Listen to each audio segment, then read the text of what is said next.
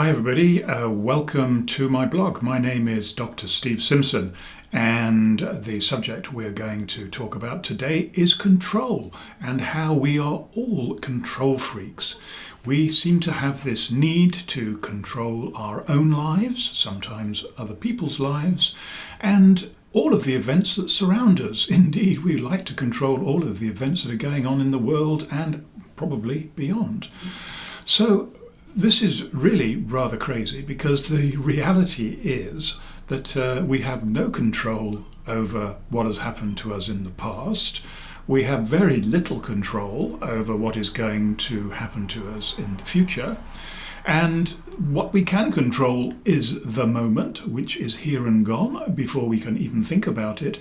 And even in the moment, there are only a few things that we can control. So why do we have this strong psychological and emotional need to control things? And is it an advantage to us or a disadvantage? Well, it's not very clear. And what do people mean when they come up with this expression, words something like, it's necessary to lose control before you can gain control? That's rather difficult to work out. So to try and provide some answers, first of all, let's visit the world of business, because the world of business has usually test-bedded all of these new theories. And so what do they say about it?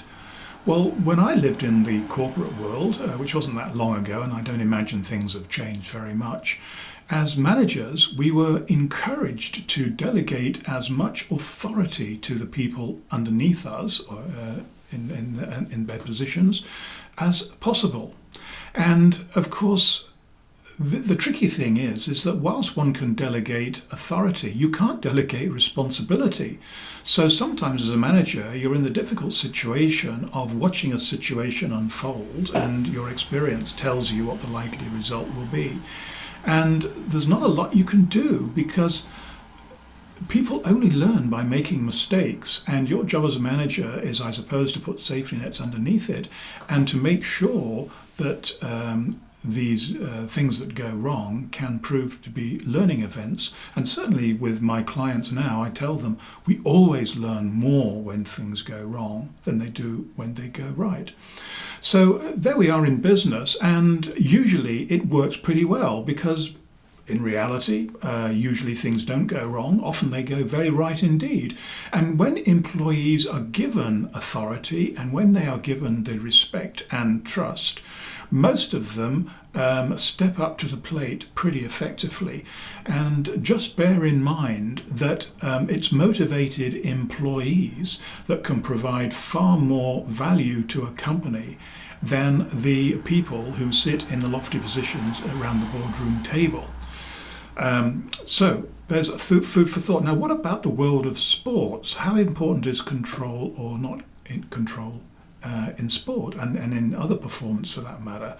Well, many of my clients come from those arenas, and I can certainly tell you in the sporting world that over-control generally is a huge barrier to peak performance.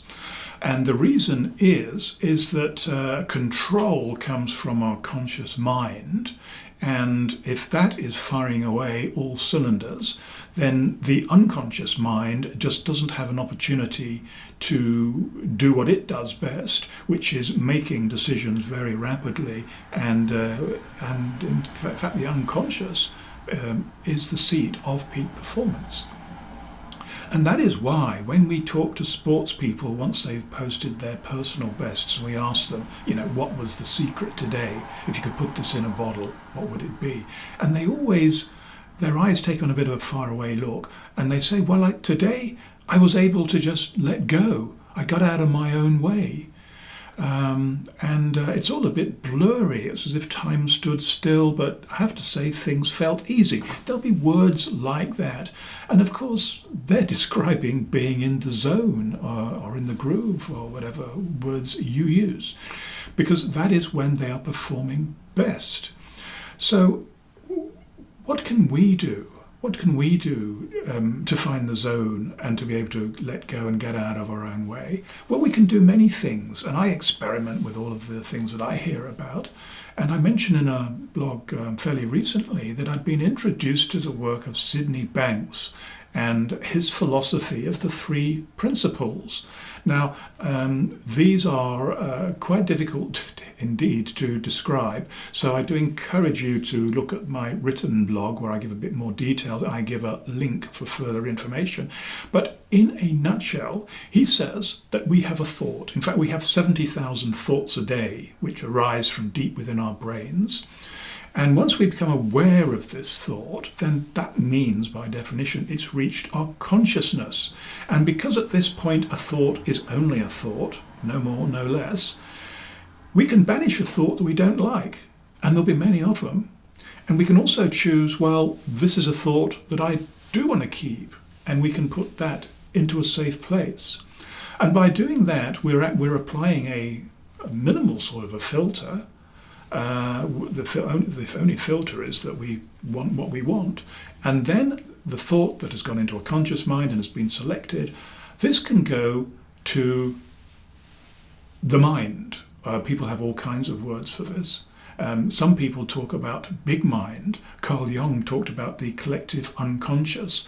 Now, what all these words mean is that there is something at a higher level that can really be turn a positive thought into something very magical.